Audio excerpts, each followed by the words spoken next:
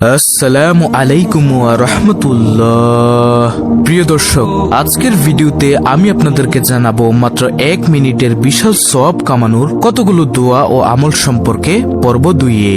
এই আমলগুলো যদি আপনি মৃত্যুর আগ পর্যন্ত নিয়মিত করতে পারেন, ইনশাআল্লাহ আমি শতভাগ গ্যারান্টি দিয়ে বলতে পারি আপনার আমলনামায় অধিক পরিমাণে সওয়াবের ভান্ডার হয়ে যাবে ইনশাআল্লাহ।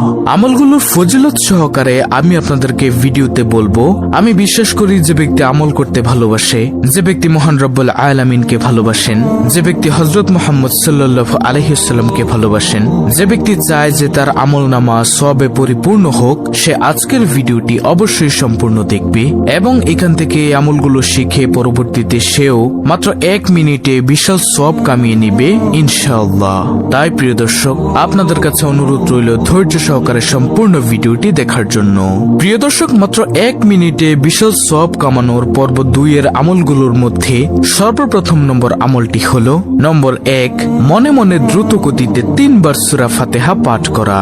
এভাবে আমল করলে 1800-এর বেশি নেকি হাসিল করা যায়। এখন অনেকেই বলতে পারেন সূরা ফাতিহার ফজিলত কি কি? দর্শক, সূরা ফাতিহার কিছু ফজিলত নিচে উল্লেখ করা হলো। তার মধ্যে যেমন রোগ থেকে মুক্তি পাওয়া যায়। সূরা ফাতিহা পাঠ করে পানিতে ফু দিয়ে অসুস্থ ব্যক্তিকে খাওয়ালে সে রোগ থেকে মুক্তি পেতে পারে, এমন একটি ফজিলতের কথা হাদিসে বলা হয়েছে।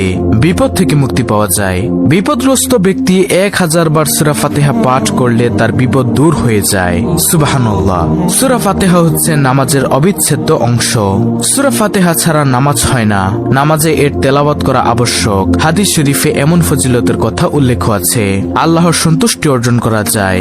সূরা ফাতিহা পাঠ করে আল্লাহর কাছে দোয়া করলে আল্লাহ বান্দার দোয়া কবুল করেন, তারপরে দোয়া কবুল হয়। সূরা ফাতিহা একটি দোয়া যা পাঠ করে আল্লাহর কাছে চাইলে তিনি কবুল করেন। প্রিয় দর্শক, সূরা ফাতিহার ফজিলত ও বরকত অনেক অনেক বেশি। তাই বেশি বেশি করে সূরা ফাতিহা পাঠ করা উচিত এবং এর শিক্ষা অনুযায়ী জীবনযাপন করা উচিত। তাই যদি মাত্র 1 মিনিটে বিশাল সওয়াব কামাতে চান, তাহলে প্রতিদিন যত বেশি পারেন সূরা ফাতিহা তেলাওয়াত করবেন।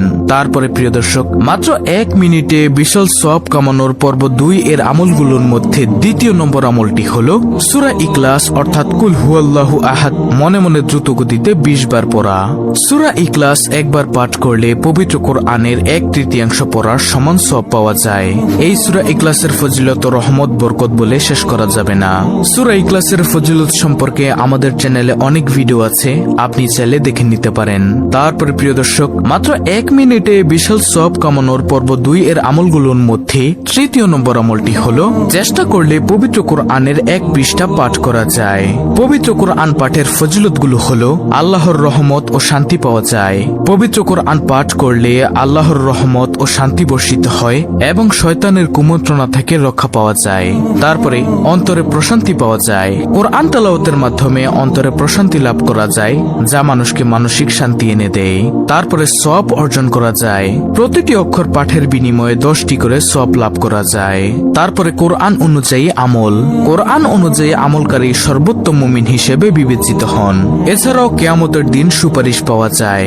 কিয়ামতের দিন পবিত্র কোরআন তেলাওয়াতকারীর জন্য সুপারিশ করবে, যা তার নাজাতের কারণ হবে এবং সম্মান ও মর্যাদা পাওয়া যায়। পবিত্র কোরআন তেলাওয়াতকারী ব্যক্তিকে আল্লাহ তাআলা সম্মানিত করবেন এবং কিয়ামতের দিন বিশেষ মর্যাদা দান করবেন।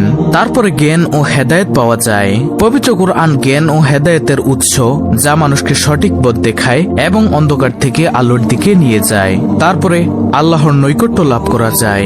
পবিত্র কোরআন তেলাওয়াতের মাধ্যমে আল্লাহর নৈকট্য লাভ করা যায় এবং তার সন্তুষ্টি অর্জন করা সহজ হয়। তারপরে বংশধরদের জন্য সুপারিশ।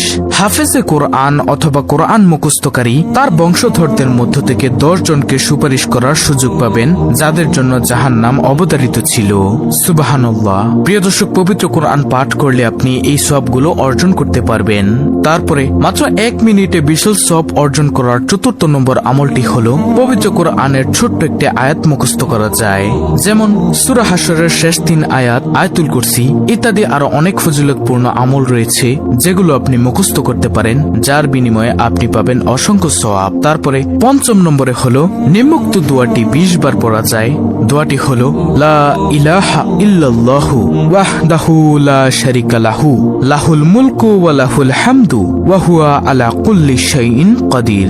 এই আমলের সওয়াব হলো ইসমাঈল আলাইহিস আলাইহিসসালামের বংশের 8 জন দাস আল্লাহর ওয়াস্তে মুক্ত করার সমান। তারপরে মাত্র 1 মিনিটে বিশাল সওয়াব অর্জন করার 6 নম্বর আমলটি হলো সুবহানাল্লাহি ওয়া বিহামদিহি সুবহানাল্লাহিল আযীম 100 বার পড়া যায়। এই তাসবিহটি 100 বার পাঠ করার ফজিলতগুলো হলো: নম্বর 1, গুনাহ মাফ হয়। এই তাসবিহ পাঠের মাধ্যমে আল্লাহ বান্দার গুনাহ মাফ করে দেন, এমনকি তা যদি সমুদ্রের ফেনা পরিমাণও হয়ে থাকে। আল্লাহর কাছে প্রিয় হওয়া যায়। এই তাসবিহ আল্লাহর কাছে সবচেয়ে প্রিয় বাক্যগুলোর মধ্যে একটি, এমনটাই হাদিসে উল্লেখ আছে। তারপরে জান্নাতে খেজুর গাছের মালিক হওয়া যায়। যে ব্যক্তি সুবহানাল্লাহিল আযীম ওয়া বিহামদিহি পাঠ করে তার জন্য জান্নাতে একটি খেজুর গাছ রোপণ করা হয়। তারপরে মর্যাদা বৃদ্ধি পাওয়া যায়। প্রতিদিন সকালে ও বিকালে 100 বার সুবহানাল্লাহিল আযীম ওয়া বিহামদিহি পাঠ করলে সৃষ্টিকুলের সমস্ত মানুষের মধ্যে অধিক মর্যাদা লাভ করা যায়। সমৃদ্ধি ও সচ্ছলতা আসে। এই তাসবিহ পাঠের মাধ্যমে জীবনে সচ্ছলতা আসে। তারপরে আল্লাহর সন্তুষ্টি লাভ করা যায়। এই তাসবিহ পাঠের মাধ্যমে আল্লাহ তাআলা সন্তুষ্ট হন। এই তাসবিহটি সকাল সন্ধ্যা উভয় সময়ে পাঠ করা উত্তম। বিশেষ করে সুবহ সাদিকের সময় 100 বার পাঠ করা অধিক ফজিলতপূর্ণ।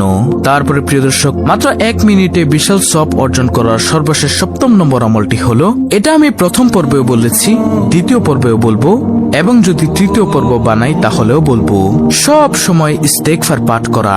কারণ মাত্র 1 মিনিটে এর চেয়ে ছোট্ট আমল আর নেই। আপনি পাঠ করতে পারেন ছোট্ট একটি ইস্তেগফার, আস্তাগফিরুল্লাহ। প্রতিদিন যদি আপনি কমপক্ষে 100 বার এটি পাঠ করতে পারেন, ইনশাআল্লাহ আমি আশা করি আল্লাহ তাআলা আপনার গুনাহগুলো মাফ করে দিলেও দিতে পারেন। কারণ তওবা ইস্তেগফার হচ্ছে গুনাহ মাফের মাধ্যম। ইস্তেগফারের ফজিলত সম্পর্কে আমাদের চ্যানেলে অনেক ভিডিও আছে, আপনি চাইলে দেখতে পারেন। প্রিয় দর্শক, আমি পর্ব 2 এর 60টি আমল আপনাদেরকে সংক্ষেপে আবার বলে দিচ্ছি।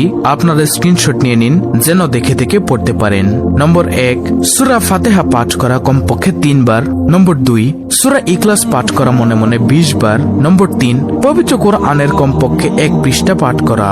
নম্বর 4, পবিত্র কোরআনের ছোট ছোট আয়াত মুখস্থ করা। নম্বর 5, নিম্নোক্ত দোয়াটি 20 বার পাঠ করা যায়। দোয়াটি হলো, লা ইলাহা ইল্লাল্লাহু ওয়াহদাহু লা শারিকা লাহু লাহুল মুলকু ওয়া লাহুল হামদু ওয়া হুয়া আলা কুল্লি শাইইন কাদির। নম্বর 6, সুবহানাল্লাহি ওয়া বিহামদিহি সুবহানাল্লাহিল আযীম 100 বার পড়া যায়। নম্বর 7, ইস্তেগফার পাঠ করা। এগুলো আপনারা প্রতিদিন যখনই সময় পান পড়বেন।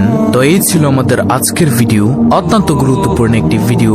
ভিডিওটি ভালো লাগলে অবশ্যই চ্যানেলটিকে সাবস্ক্রাইব করে পাশে থাকা বেল বাটন অল বাজিয়ে দিবেন। ভিডিওটিতে একটি লাইক দিবেন এবং কমেন্টে আমিন লিখবেন এবং অন্য মুসলিম ভাই বোনদের কাছে ভিডিওটি শেয়ার করে দিবেন যেন তারাও দেখে শিখে আমলটি করতে পারে। আল্লাহ রাব্বুল আলামিন আমাদের সকলকে ছোট ছোট এই আমলগুলো প্রতিদিন জবানে জারি রাখার তৌফিক দান করুন। আমিন।